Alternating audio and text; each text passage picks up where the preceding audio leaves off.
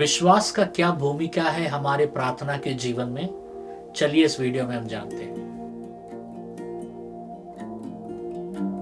मैंने बहुत सारे वीडियोस बनाए हैं जो अलग अलग टॉपिक्स के ऊपर में हैं और उन वीडियोस का लिंक्स नीचे डिस्क्रिप्शन में दिया गया है, जरूर उस लिंक्स में जाइएगा।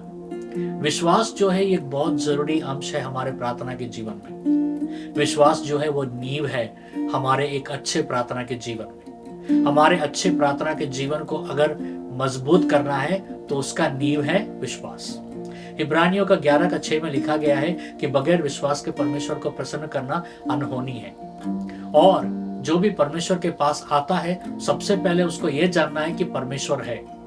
तो प्रार्थना वही कर सकता है जिसके पास यह विश्वास है कि परमेश्वर है और परमेश्वर मेरी प्रार्थनाओं को सुनता है, वरना प्रार्थना का कोई उद्देश्य नहीं है। अगर हमारा प्रार्थना विश्वास के साथ है तो हमें उत्तर पर ध्यान देने की जरूरत नहीं है, क्योंकि हमें भरोसा है परमेश्वर पर कि परमेश्वर ने हमारा प्रार्थना सुन लिया है। क्योंकि मार्कुस का 11:24 में लिखा है कि जब तुम प्रार्थना करो तो प्रतीति कर लो कि वो चीज तुम्हारे जीवन में हो गया है। ये कौन ऐसा प्रतीति कर सकता है? वही व्यक्ति जिसके जीवन में विश्वास है, जो ये भरोसा करता है कि परमेश्वर ने मेरी प्रार्थना को सुन लिया है। आपको मालूम है कि प्रार्थना अगर बगैर विश्वास का होने से हम कभी प्रार्थना नहीं कर पाएंगे। अगर हमारे प्रार्थना के जीवन में विश्वास है तो हम कभी प्रार्थना करना नहीं छोड़ेंगे।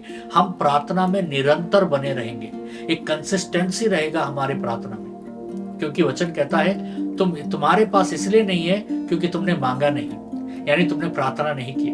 तो जब हम परमेश्वर के पास बार बार आते हैं तो इसका मतलब है कि हमारे पास विश्वास है कि परमेश्वर हमारी प्रार्थनाओं को सुनता है।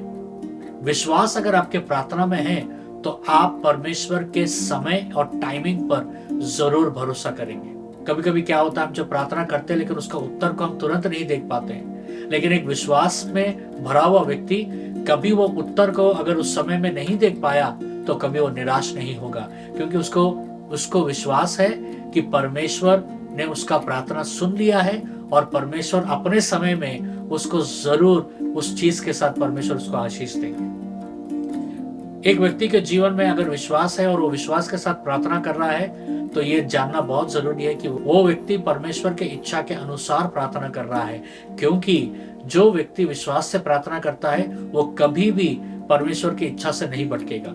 एक उदाहरण हम देखते हैं मत्ती का 26वां अध्याय में, जब गेतसेमनी के उस बागीचे में यीशु मसीह प्रार्थना करते हुए कहते हैं कि तेरी इच्छा मेरे जीवन में पूरा हो।